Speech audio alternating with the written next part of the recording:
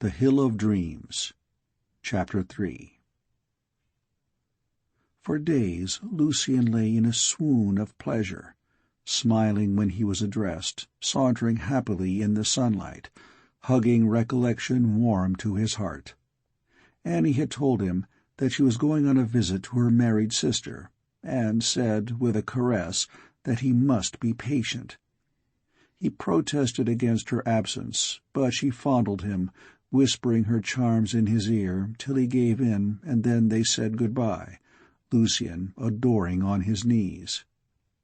The parting was as strange as the meeting, and that night, when he laid his work aside, he let himself sink deep into the joys of memory.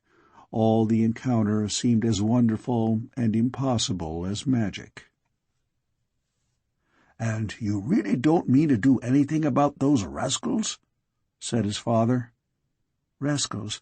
Which rascals? Oh, you mean Bite. I had forgotten all about it. No, I don't think I shall trouble. They're not worth powder and shot." And he returned to his dream, pacing slowly from the Medlar to the Quince and back again.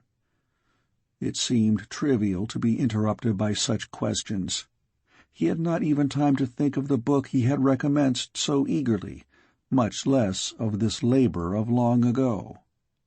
He recollected without interest that it cost him many pains, that it was pretty good here and there, and that it had been stolen, and it seemed that there was nothing more to be said on the matter.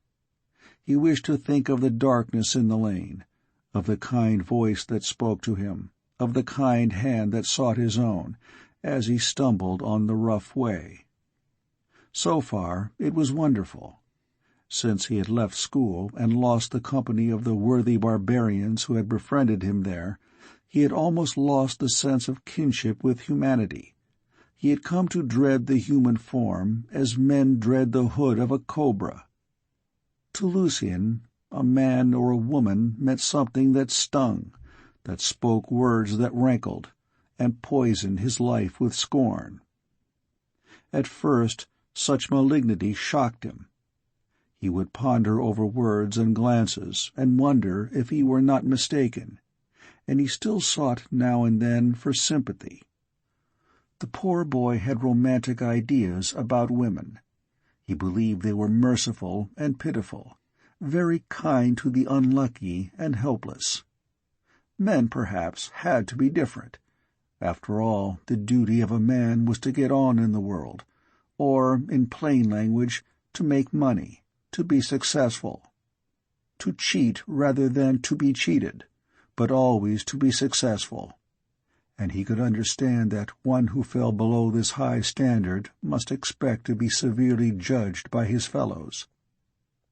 For example, there was young Bennet, Miss Spurry's nephew. Lucien had met him once or twice when he was spending his holidays with Miss Spurry, and the two young fellows compared literary notes together.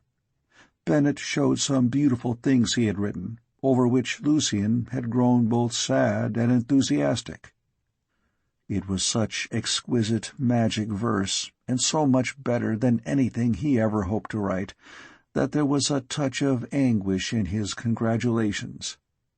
But when Bennet, after many vain prayers to his aunt, threw up a safe position in the bank, and betook himself to a London garret, Lucien was not surprised at the general verdict.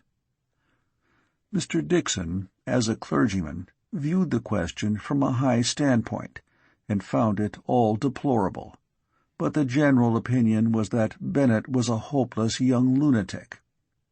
Old Mr. Gervase went purple when his name was mentioned, and the young Dixon sneered very merrily over the adventure. "I always thought he was a beastly young ass," said Edward Dixon, "but I didn't think he'd chuck away his chances like that. Said he couldn't stand a bank. I hope he'll be able to stand bread and water. That's all those literary fellows get, I believe, except Tennyson and Mark Twain and those sort of people." Lucien, of course, sympathized with the unfortunate Bennet, but such judgments were, after all, only natural. The young man might have stayed in the bank and succeeded to his aunt's 1,000 a year, and everybody would have called him a very nice young fellow, clever, too. But he had deliberately chosen, as Edward Dixon had said, to chuck his chances away for the sake of literature. Piety and a sense of the main chance had alike pointed the way to a delicate course of wheedling, to a little harmless practicing on Miss Spurry's infirmities, to frequent compliances of a soothing nature, and the young ass had been blind to the direction of one and the other. It seemed almost right that the vicar should moralize, that Edward Dixon should sneer, and that Mr. Gervais should grow purple with contempt. Men, Lucian thought, were like judges, who may pity the criminal in their hearts, but are forced to vindicate the outraged majesty of the law by a severe sentence. He felt the same consideration applied to his own case. He knew that his father should have had more money, that his clothes should be newer and of a better cut, and that he should have gone to the university and made good friends. If such had been his fortune, he could have looked his fellow men proudly in the face, upright and unashamed. Having put on the whole armor of a first-rate West End tailor, with money in his pocket, having taken anxious thought for the morrow, and having some useful friends and good prospects, in such a case he might have held his head high in a gentlemanly and Christian community. As it was, he had usually avoided the reproachful glance of his fellows, feeling that he deserved their condemnation. But he had cherished for a long time his romantic sentimentalities about women, literary conventions borrowed from the minor poets and pseudo-medievalists, or so he thought afterwards. But, fresh from school, wearied a little with the perpetual society of barbarian though worthy boys, he had in his soul a charming image of womanhood, before which he worshipped with mingled passion and devotion. It was a nude figure, perhaps, but the shining arms were to be wound about the neck of a vanquished knight. There was rest for the head of a wounded lover. The hands were stretched forth to do works of pity, and the smiling lips were to murmur not love alone, but consolation in defeat. Here was a refuge for a broken heart. Here the scorn of men would but make tenderness increase. Here was all pity and all charity with loving kindness. It was a delightful picture, conceived in the "come rest on this bosom" and "a ministering angel thou" manner, with touches of allurement that made devotion all the sweeter. He soon found that he had idealized a little. In the affair of young Bennet, while the men were contemptuous, the women were virulent. He had been rather fond of Agatha Gervais, and she, so other ladies said, had set her cap at him. Now, when he rebelled and lost the good will of his aunt, dear Miss Spurry, Agatha insulted him with all conceivable rapidity. "After all, Mr. Bennet," she said, "you will be nothing better than a beggar now, will you? You mustn't think me cruel, but I can't help speaking the truth. Write books." Her expression filled up the incomplete sentence. She waggled with indignant emotion. These passages came to Lucian's ears, and indeed the Gervaises boasted of how well poor Agatha had behaved. "Never mind, Gathie," old Gervais had observed. "If the impudent young puppy comes here again, we'll see what Thomas can do with the horsewhip." "Poor dear child," Mrs. Gervais added in telling the tale. "And she was so fond of him, too. But, of course, it couldn't go on after his shameful behavior." But Lucian was troubled. He sought vainly for the ideal womanly, the tender note of "come rest on this bosom." Ministering angels, he felt convinced, do not rub red pepper and sulphuric acid into the wounds of suffering mortals. Then there was the case of Mr. Vaughan, a squire in the neighborhood at whose board all the aristocracy of Kerman had feasted for years.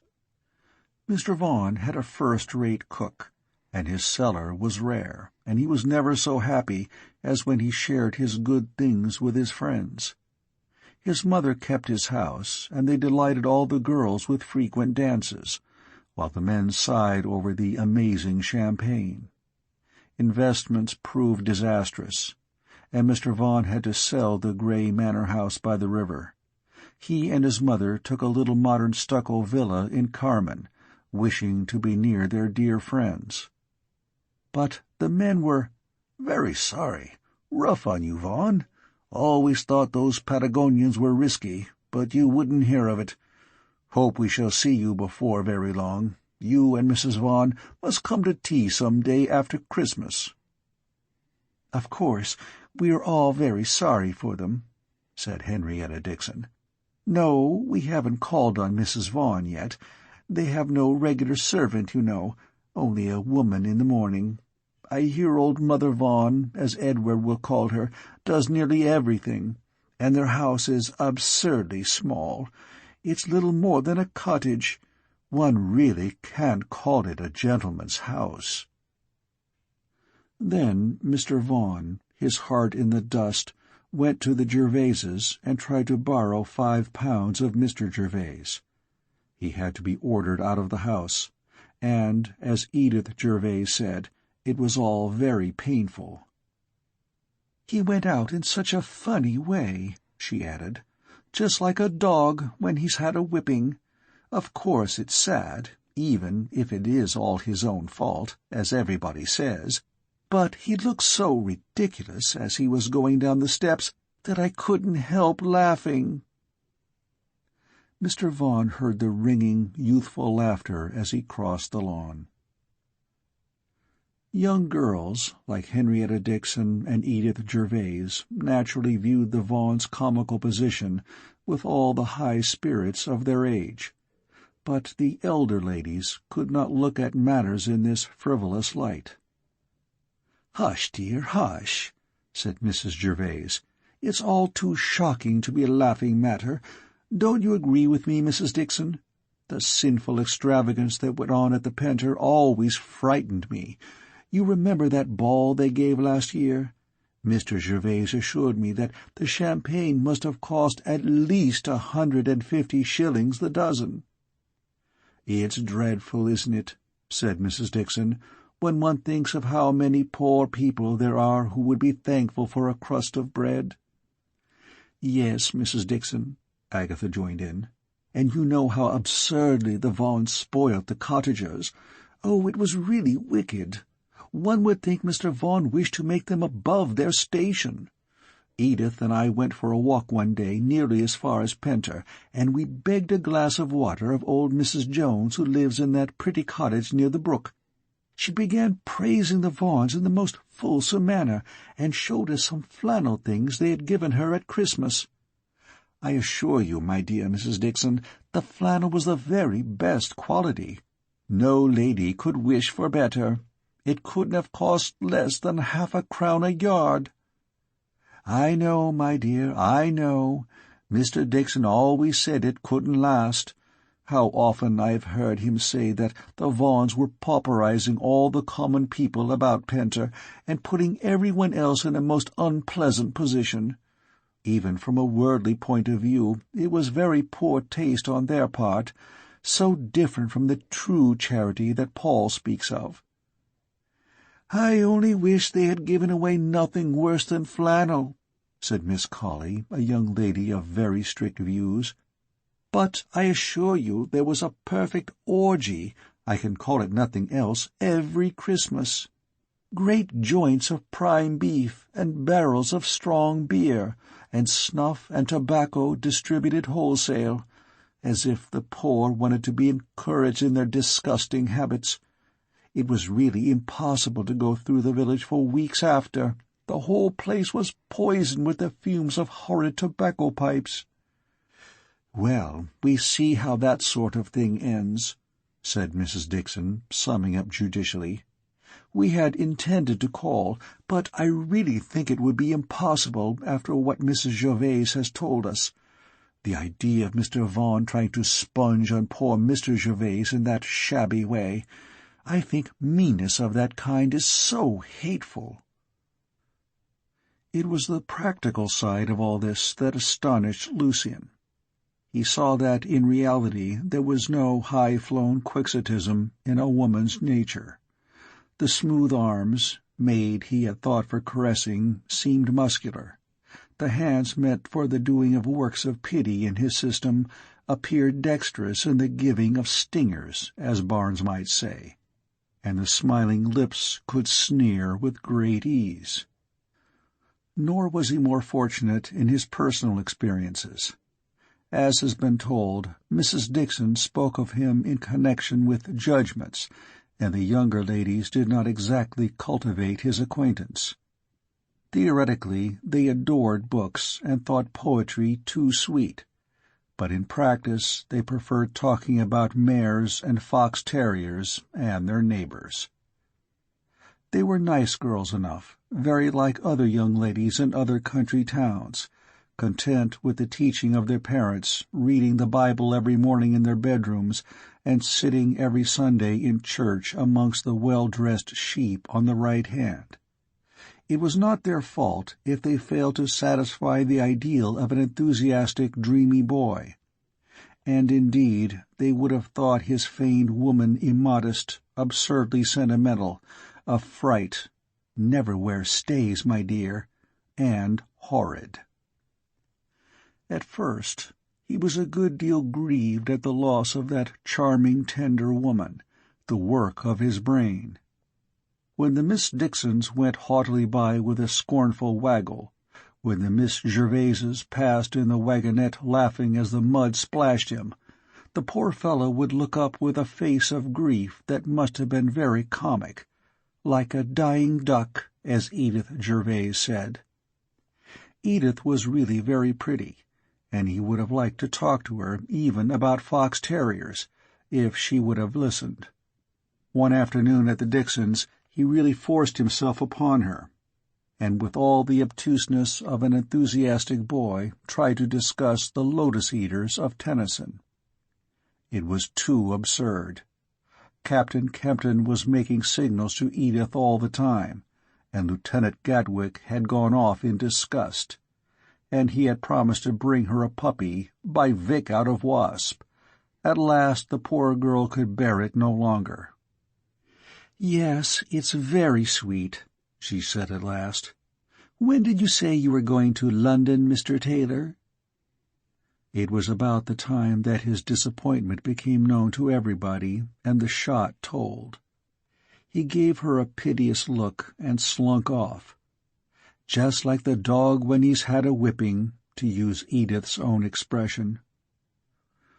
2 or 3 lessons of this description produced their due effect, and when he saw a male Dixon or Gervais approaching him, he bit his lip and summoned up his courage.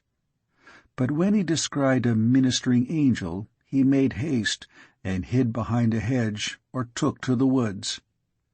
In course of time, the desire to escape became an instinct, to be followed as a matter of course, in the same way he avoided the adders on the mountain. His old ideas were almost, if not quite, forgotten. He knew that the female of the Bete Humaine, like the adder, would in all probability sting, and he therefore shrank from its trail, but without any feeling of special resentment. The one had a poisoned tongue, as the other had a poisoned fang, and it was well to leave them both alone. Then had come that sudden fury of rage against all humanity, as he went out of the Carmen carrying the book that had been stolen from him by the enterprising Bite. He shuddered as he thought of how nearly he had approached the verge of madness, when his eyes filled with blood and the earth seemed to burn with fire.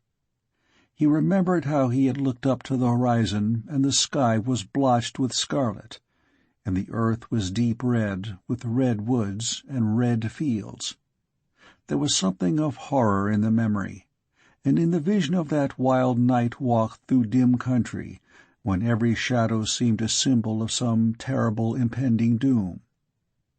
The murmur of the brook, the wind shrilling through the wood, the pale light flowing from the mouldered trunks, and the picture of his own figure fleeing and fleeting through the shades. All these seemed unhappy things that told a story in fatal hieroglyphics. And then the life and laws of the sunlight had passed away, and the resurrection and kingdom of the dead began. Though his limbs were weary, he had felt his muscles grow strong as steel. A woman, one of the hated race, was beside him in the darkness, and the wild beast woke within him, ravening for blood and brutal lust. All the raging desires of the dim race from which he came assailed his heart. The ghosts issued out from the weird wood and from the caves in the hills, besieging him, as he had imagined the spiritual legion besieging Carmen, beckoning him to a hideous battle and a victory that he had never imagined in his wildest dreams. And then, out of the darkness, the kind voice spoke again, and the kind hand was stretched out to draw him up from the pit. It was sweet to think of that which he had found at last, the boy's picture incarnate, all the passion and compassion of his longing, all the pity and love and consolation. She, that beautiful, passionate woman, offering up her beauty in sacrifice to him, she was worthy indeed of his worship. He remembered how his tears had fallen upon her breast, and how tenderly she had soothed him, whispering those wonderful, unknown words that sang to his heart. And she had made herself defenseless before him, caressing and fondling the body that had been so despised. He exulted in the happy thought that he had knelt down on the ground before her, and had embraced her knees and worshipped. The woman's body had become his religion. He lay awake at night looking into the darkness with hungry eyes, wishing for a miracle, that the appearance of the so-desired form might be shaped before him. And when he was alone in quiet places in the wood, he fell down again on his knees, and even on his face, stretching out vain hands in the air as if they would feel her flesh. His father noticed in those days that the inner pocket of his coat was stuffed with papers. He would see Lucien walking up and down in a secret shady place at the bottom of the orchard, reading from his sheaf of manuscript, replacing the leaves, and again drawing them out. He would walk a few quick steps and pause as if enraptured, gazing in the air as if he looked through the shadows of the world into some sphere of glory, feigned by his thought. Mr. Taylor was almost alarmed at the sight. He concluded, of course, that Lucien was writing a book. In the first place, there seemed something immodest in seeing the operation performed under one's eyes. It was as if the make-up of a beautiful actress were done on the stage, in full audience, as if one saw the rounded calves fixed in position, the fleshings drawn on, the voluptuous outlines of the figure produced by means purely mechanical, blushes mantling from the paint-pot, and the golden tresses well secured by the wig-maker. Books, Mr. Taylor thought, should swim into one's ken mysteriously. They should appear all printed and bound, without apparent genesis. Just as children are suddenly told that they have a little sister, found by Mamma in the garden. But Lucien was not only engaged in composition. He was plainly rapturous, enthusiastic. Mr. Taylor saw him throw up his hands and bow his head with strange gesture. The parson began to fear that his son was like some of those mad Frenchmen of whom he had read, young fellows who had a sort of fury of literature, who gave their whole lives to it, spending days over a page and years over a book, pursuing art as Englishmen pursue money, building up a romance as if it were a business. Now Mr. Taylor held firmly by the walking-stick theory. He believed that a man of letters should have a real profession, some solid employment in life.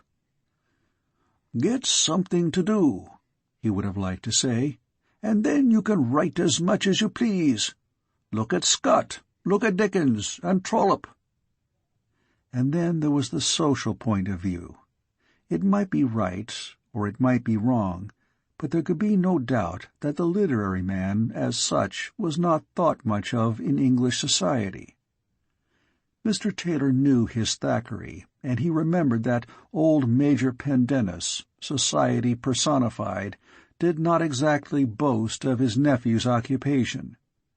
Even Warrington was rather ashamed to own his connection with journalism, and Pendennis himself laughed openly at his novel-writing as an agreeable way of making money, a useful appendage to the cultivation of dukes, his true business in life. This was the plain English view, and Mr. Taylor was no doubt right enough in thinking it good, practical common sense. Therefore, when he saw Lucien loitering and sauntering, musing amorously over his manuscript, exhibiting manifest signs of that fine fury which Britons have ever found absurd, he felt grieved at heart, and more than ever sorry that he had not been able to send the boy to Oxford. "B&C would have knocked all this nonsense out of him," he thought. "He would have taken a double first, like my poor father, and made something of a figure in the world. However, it can't be helped." The poor man sighed and lit his pipe and walked in another part of the garden. But he was mistaken in his diagnosis of the symptoms. The book that Lucien had begun lay unheeded in the drawer. It was a secret work that he was engaged on, and the manuscripts that he took out of that inner pocket never left him day or night. He slept with them next to his heart, and he would kiss them when he was quite alone, and pay them such devotion as he would have paid to her whom they symbolized. He wrote on these leaves a wonderful ritual of praise and devotion. It was the liturgy of his religion. Again and again he copied and recopied this madness of a lover, dallying all days over the choice of a word, searching for more exquisite phrases. No common words, no such phrases as he might use in a tale would suffice. The sentences of worship must stir and be quickened. They must glow and burn, and be decked out as with rare work of jewelry. Every part of that holy and beautiful body must be adored. He sought for terms of extravagant praise. He bent his soul and mind low before her, licking the dust under her feet, abased and yet rejoicing as a Templar before the image of Baphomet. He exulted more especially in the knowledge that there was nothing of the conventional or common in his ecstasy. He was not the fervent, adoring lover of Tennyson's poems, who loves with passion and yet with a proud respect, with the love always of a gentleman for a lady. Annie was not a lady. The Morgans had farmed their land for hundreds of years. They were what Miss Gervase and Miss Colley and the rest of them called common people. Tennyson's noble gentlemen thought of their ladies with something of reticence. They imagined them dressed in flowing and courtly robes, walking with slow dignity. They dreamed of them as always stately, the future mistresses of their houses, mothers of their heirs. Such lovers bowed, but not too low, remembering their own honor, before those who were to be equal companions and friends as well as wives. It was not such conceptions as these that he embodied in the amazing emblems of his ritual.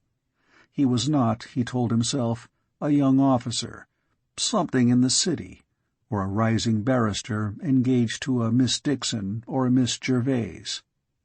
He had not thought of looking out for a nice little house in a good residential suburb, where they would have pleasant society. There were to be no consultations about wallpapers or jocose whispers from friends as to the necessity of having a room that would do for a nursery. No glad young thing had leant on his arm while they chose the suite in white enamel, and china for our bedroom, and the modest salesman doing his best to spare their blushes. When Edith Gervais married, she would get Mamma to look out for 2 really good servants, as we must begin quietly, and Mamma would make sure that the drains and everything were right. Then her girl-friends would come on a certain solemn day to see all her lovely things. 24 of everything. Look, Ethel, did you ever see such ducky frills? And that insertion, isn't it quite too sweet? My dear Edith, you are a lucky girl. All the underlinen specially made by Madame Loulou. What delicious things! I hope he knows what a prize he is winning. Oh, do look at those lovely ribbon bows. You darling, how happy you must be. Real Valenciennes. Then a whisper in the lady's ear, and her reply, "Oh, don't, Nellie." So they would chirp over their treasures, as in Rabelais they chirped over their cups, and everything would be done in due order till the wedding day, when Mamma, who had strained her sinews and the commandments to bring the match about, would weep and look indignantly at the unhappy bridegroom. "I hope you'll be kind to her, Robert." Then, in a rapid whisper to the bride, "Mind, you insist on Wyman's flushing the drains when you come back. Servants are so careless and dirty, too. Don't let him go about by himself in Paris. Men are so queer, one never knows.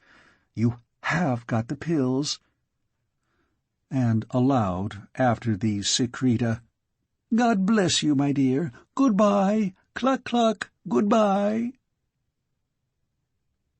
There were stranger things written in the manuscript pages that Lucien cherished, sentences that burnt and glowed like coals of fire which hath a most vehement flame.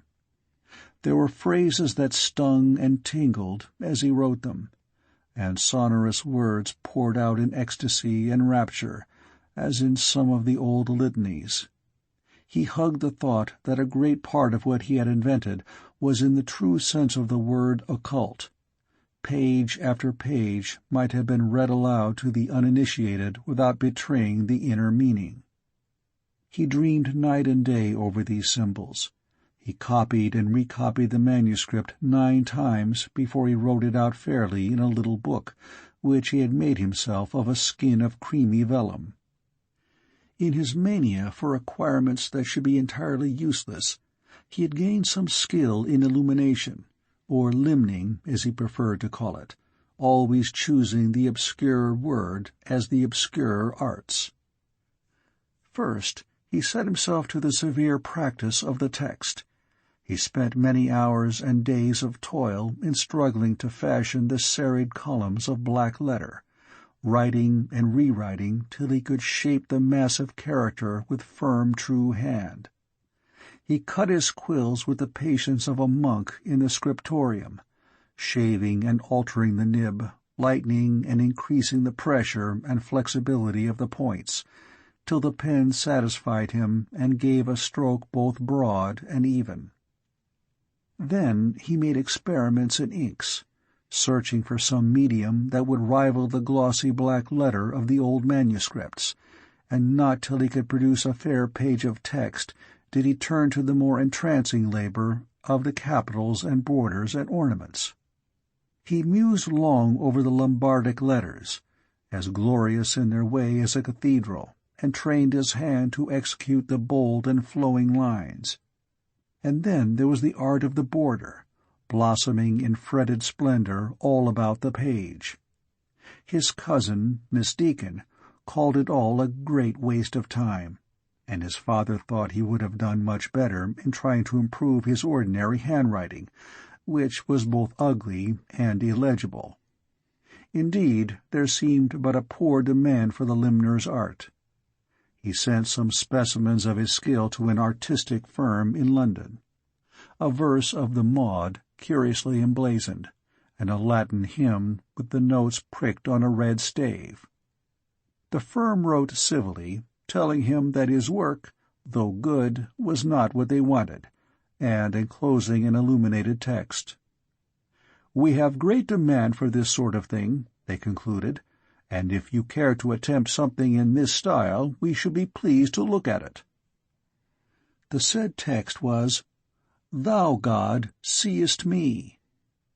The letter was of a degraded form, bearing much the same relation to the true character as a church-warden Gothic building does to Canterbury Cathedral.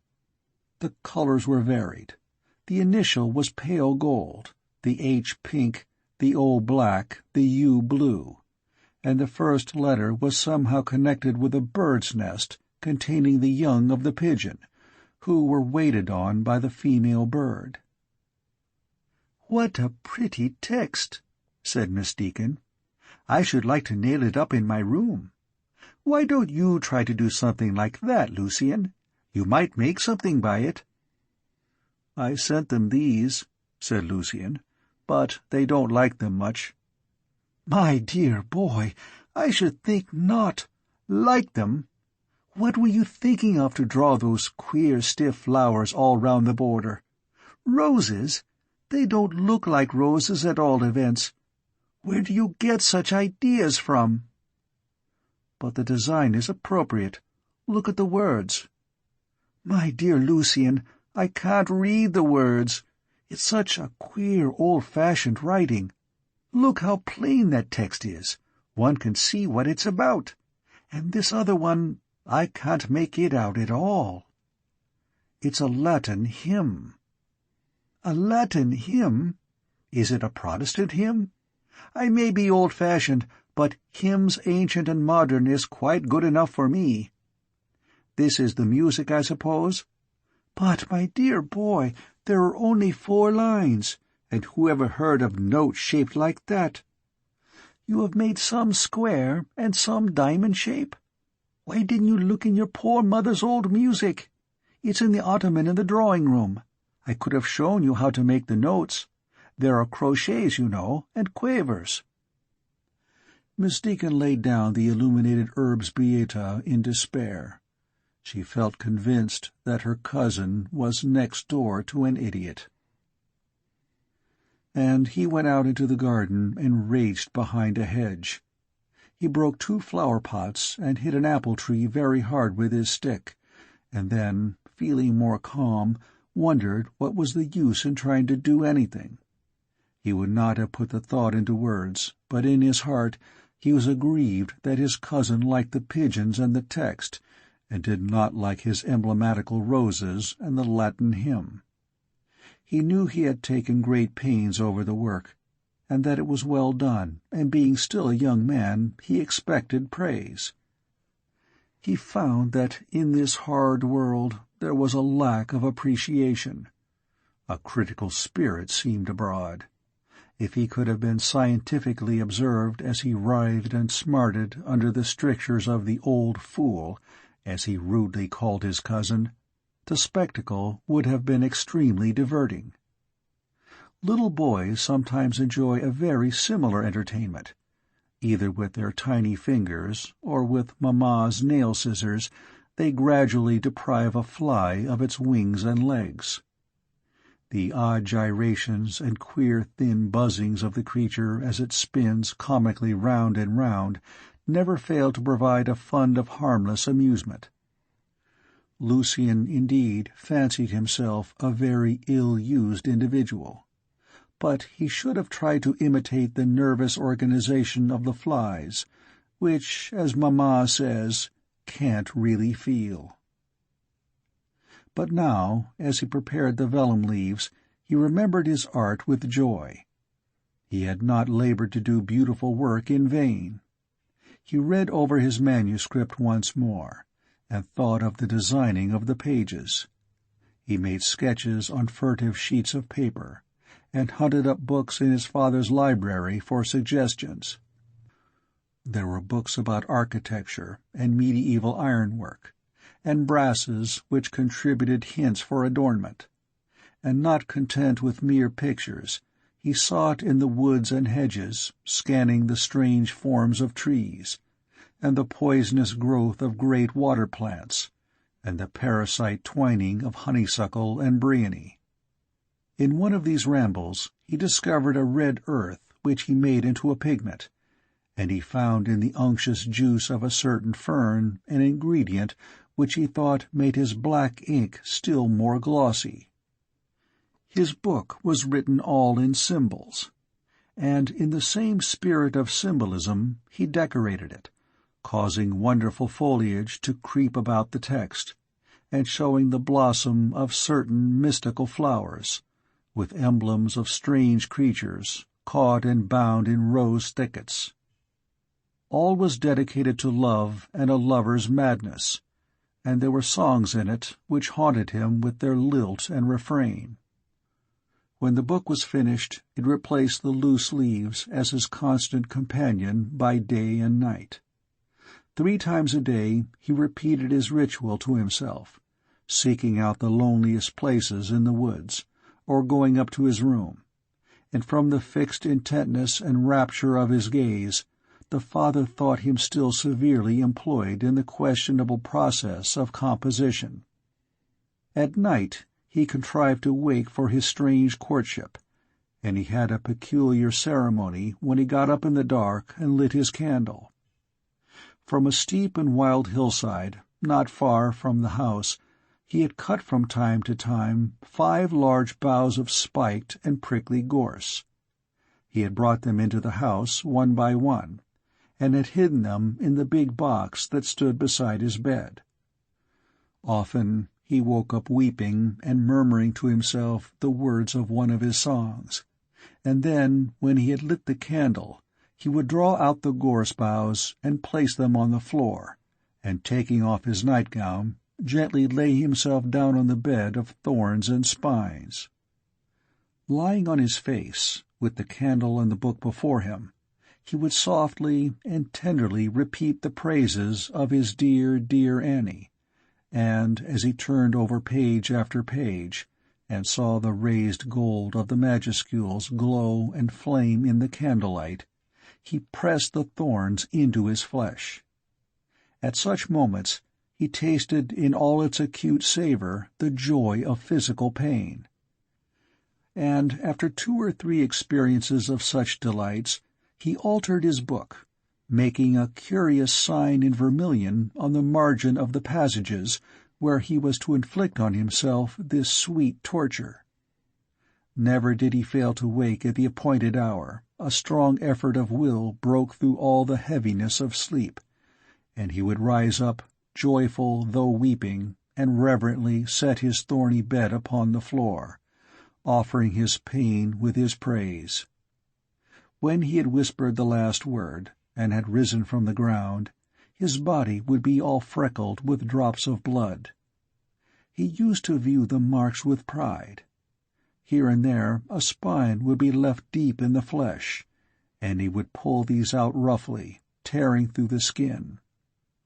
On some nights, when he had pressed with more fervor on the thorns, his thighs would stream with blood, red beads standing out on the flesh and trickling down to his feet.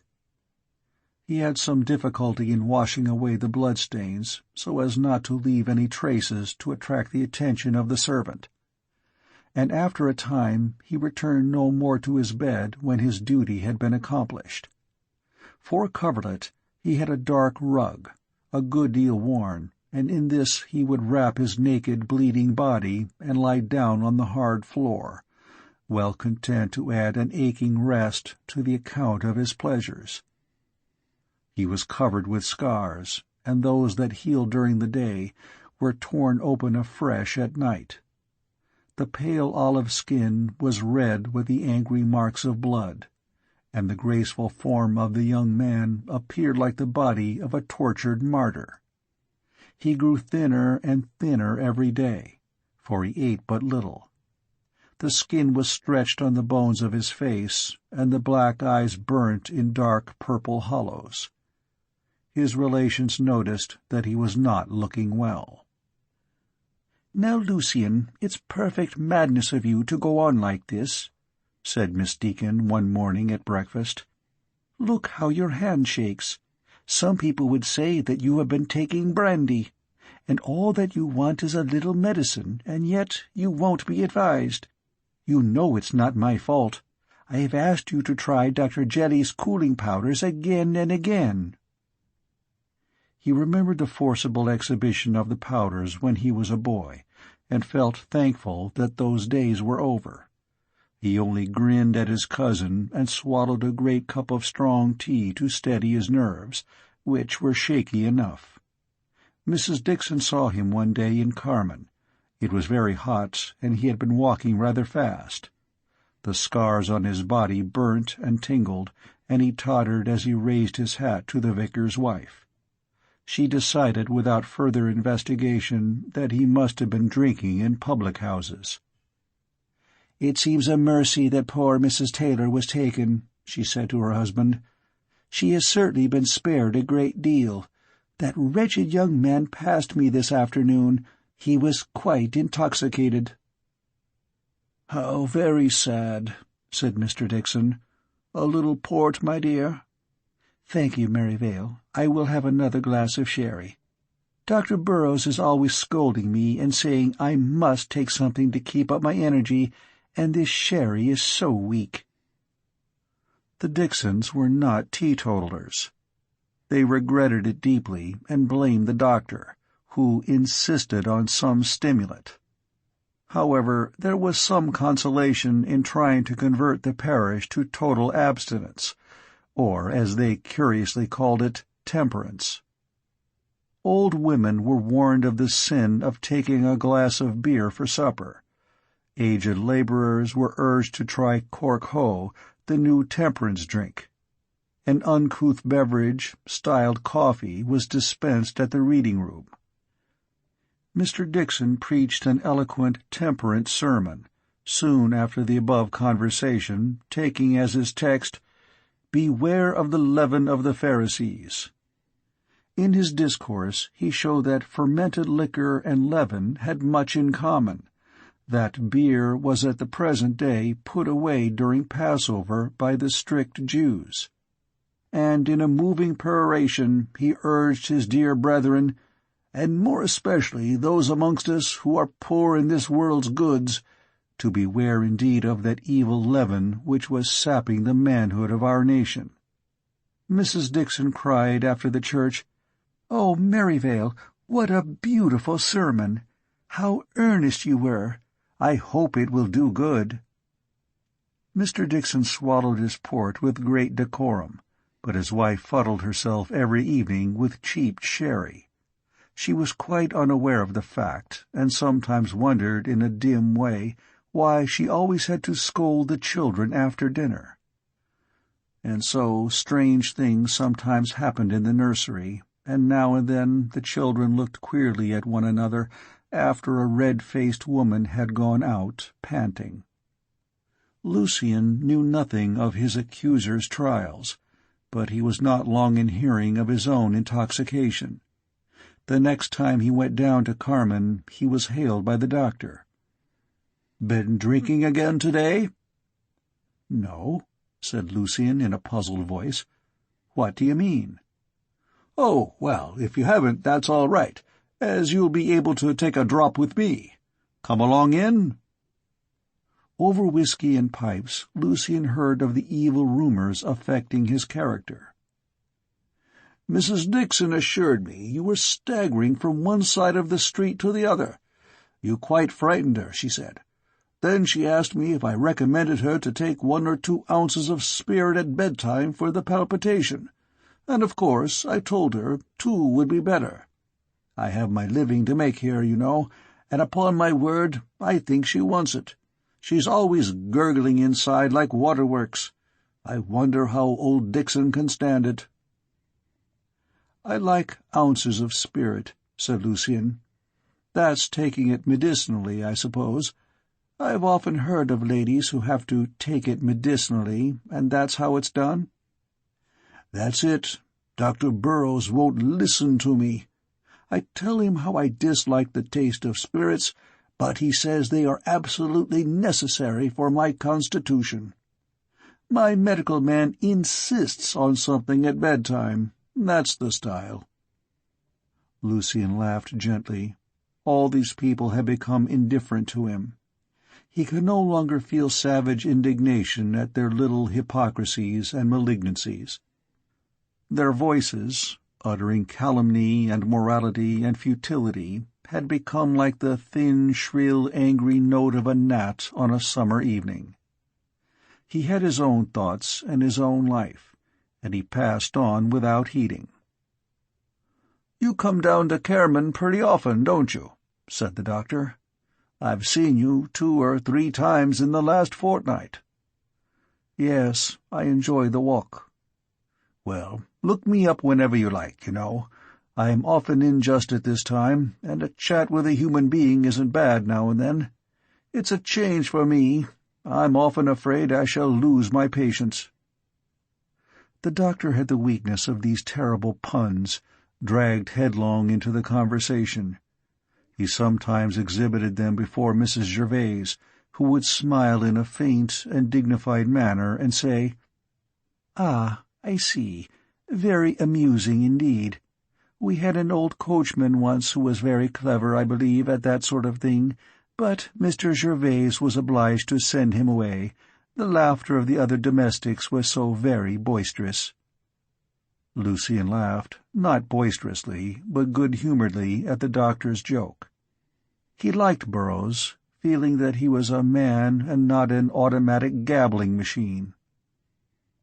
"You look a little pulled down," said the doctor when Lucien rose to go. "No, you don't want my medicine. Plenty of beef and beer will do you more good than drugs. I dare say it's the hot weather that has thinned you a bit. Oh, you'll be all right again in a month." As Lucien strolled out of the town on his way home, he passed a small crowd of urchins assembled at the corner of an orchard. They were enjoying themselves immensely. The healthy boy, the same whom he had seen some weeks ago operating on a cat, seemed to have recognized his selfishness in keeping his amusements to himself. He had found a poor lost puppy, a little creature with bright, pitiful eyes, almost human in their fond, friendly gaze. It was not a well-bred little dog. It was certainly not that famous puppy by Vic out of Wasp. It had rough hair and a foolish long tail which it wagged beseechingly, at once deprecating severity and asking kindness.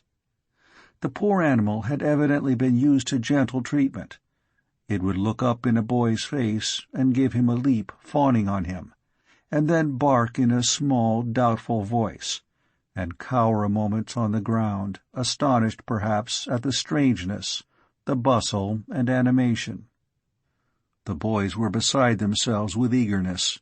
There was quite a babel of voices, arguing, discussing, suggesting. Each one had a plan of his own which he brought before the leader, a stout and sturdy youth. "Drown him? What you be thinking of, mum?" he was saying. "'Tain't no sport at all. You shut your mouth, Gwaze. You be going to ask your mother for the boiling water? Is Bob Williams, I do know all that, but where be you a-going to get the fire from? Be quiet, mun, can't you? Thomas Trevor, be this dog yourn or mine? Now look you, if you don't all of you shut your bloody mouths, I'll take the dog home and keep him. There now." He was a born leader of men. A singular depression and lowness of spirit showed itself on the boys' faces. They recognized that the threat might very possibly be executed, and their countenances were at once composed to humble attention. The puppy was still cowering on the ground in the midst of them. One or two tried to relieve the tension of their feelings by kicking him in the belly with their hobnail boots. It cried out with the pain, and writhed a little, but the poor little beast did not attempt to bite or even snarl. It looked up with those beseeching friendly eyes at its persecutors, and fawned on them again, and tried to wag its tail and be merry, pretending to play with a straw on the road, hoping perhaps to win a little favor in that way. The leader saw the moment for his masterstroke. He slowly drew a piece of rope from his pocket. "What do you say to that, mun? Now, Thomas Trevor, we'll hang him over that there bough. Will that suit you, Bobby Williams?" There was a great shriek of approval and delight. All was again bustle and animation. "I'll tie it round his neck." "Get out, man, you don't know how it be done." "Is I do, Charlie." "Now let me, Gwaze, now do let me. You be sure he won't bite? He ain't mad, be he? Suppose we were to tie up his mouth first." The puppy still fawned and curried favor and wagged that sorry tail, and lay down crouching on one side of the road, sad and sorry in his heart, but still with a little gleam of hope, for now and again he tried to play and put up his face, praying with those fond, friendly eyes. And then at last his gambols and poor efforts for mercy ceased, and he lifted up his wretched voice in one long dismal whine of despair. But he licked the hand of the boy that tied the noose. He was slowly and gently swung into the air as Lucien went by unheeded. He struggled, and his legs twisted and writhed. The healthy boy pulled the rope, and his friends danced and shouted with glee. As Lucien turned the corner, the poor dangling body was swinging to and fro. The puppy was dying, but he still kicked a little. Lucien went on his way hastily, and shuddering with disgust. The young of the human creature were really too horrible. They defiled the earth and made existence unpleasant, as the pulpy growth of a noxious and obscene fungus spoils an agreeable walk. The sight of those malignant little animals, with mouths that uttered cruelty, and filthy, with hands dexterous in torture, and feet swift to run all evil errands, had given him a shock, and broken up the world of strange thoughts in which he had been dwelling. Yet it was no good being angry with them. It was their nature to be very loathsome. Only he wished they would go about their hideous amusements in their own back gardens where nobody could see them at work. It was too bad that he should be interrupted and offended in a quiet country road. He tried to put the incident out of his mind, as if the whole thing had been a disagreeable story, and the visions amongst which he wished to move were beginning to return when he was again rudely disturbed. A little girl, a pretty child of 8 or 9, was coming along the lane to meet him. She was crying bitterly and looking to left and right, calling out some word all the time. "Jack! Jack! Jack! Little Jackie! Jack!" Then she burst into tears afresh and peered into the hedge, and tried to peep through a gate into a field. "Jackie! Jackie! Jackie!" She came up to Lucien, sobbing as if her heart would break, and dropped him an old-fashioned curtsy. "Oh, please, sir, have you seen my little Jackie?" "What do you mean?" said Lucien. "What is it you've lost?" "A little dog, please, sir. A little terrier dog with white hair. Father gave me him a month ago and said I might keep him. Someone did leave the garden gate open this afternoon, and he must have got away, sir, and I was so fond of him, sir, he was so playful and loving, and I be afraid he be lost." She began to call again, without waiting for an answer. "Jack! Jack! Jack!" "I'm afraid some boys have got your little dog," said Lucien. "They've killed him. You'd better go back home." He went on, walking as fast as he could in his endeavor to get beyond the noise of the child's crying. It distressed him, and he wished to think of other things. He stamped his foot angrily on the ground as he recalled the annoyances of the afternoon, and longed for some hermitage on the mountains, far above the stench and the sound of humanity. A little farther, and he came to Croswan, where the road branched off to right and left. There was a triangular plot of grass between the two roads. There the cross had once stood, the goodly and famous rood of the old local chronicle. The words echoed in Lucian's ears as he went by on the right hand. "There were 5 steps that did go up to the first pace, and 7 steps to the second pace, all of clean-hewn ashlar. And all above it was most curiously and gloriously wrought with thorough carved work. In the highest place was the holy rood, with Christ upon the cross, having Mary on one side and John on the other, and below were 6 splendid and glistering archangels that bore up the rood, and beneath them in their stories were the most fair and noble images of the 12 apostles, and of divers other saints and martyrs. And in the lowest story there was a marvelous imagery of divers beasts, such as oxen and horses and swine, and little dogs and peacocks, all done in the finest and most curious wise, so that they all seemed as they were caught in a wood of thorns, the which is their torment of this life. And here, once in the year, was a marvelous solemn service, when the parson of Carmen came out with the singers and all the people, singing the psalm Benedicite omnia opera as they passed along the road in their procession.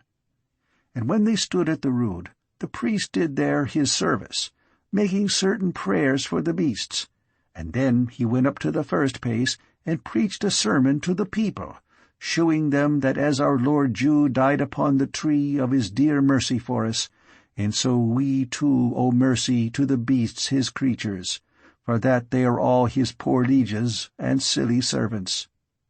And that, like as the holy angels do their suit to him on high, and the blessed 12 apostles and the martyrs and all the blissful saints served him aforetime on earth, and now praise him in heaven, so also do the beasts serve him, though they be in torment of life and below men. For their spirit goeth downward, as Holy Writ teacheth us." It was a quaint old record, a curious relic of what the modern inhabitants of Carmen called the Dark Ages. A few of the stones that had formed the base of the cross still remained in position, grey with age, blotched with black lichen and green moss. The remainder of the famous rood had been used to mend the roads, to build pigsties and domestic offices. It had turned Protestant, in fact.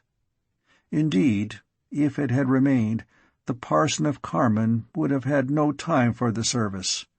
The coffee stall, the Portuguese missions, the Society for the Conversion of the Jews, and important social duties took up all his leisure.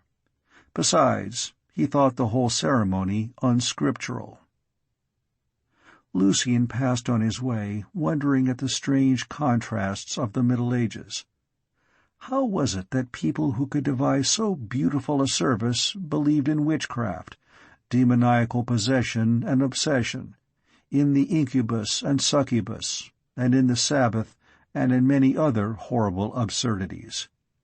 It seemed astonishing that anybody could even pretend to credit such monstrous tales, but there could be no doubt that the dread of old women who rode on broomsticks and liked black cats was once a very genuine terror. A cold wind blew up from the river at sunset, and the scars on his body began to burn and tingle. The pain recalled his ritual to him, and he began to recite it as he walked along. He had cut a branch of thorn from the hedge and placed it next to his skin, pressing the spikes into the flesh with his hand till the warm blood ran down. He felt it was an exquisite and sweet observance for her sake. And then he thought of the secret golden palace he was building for her, the rare and wonderful city rising in his imagination. As the solemn night began to close about the earth, and the last glimmer of the sun faded from the hills, he gave himself anew to the woman, his body and his mind, all that he was, and all that he had. End of chapter 3.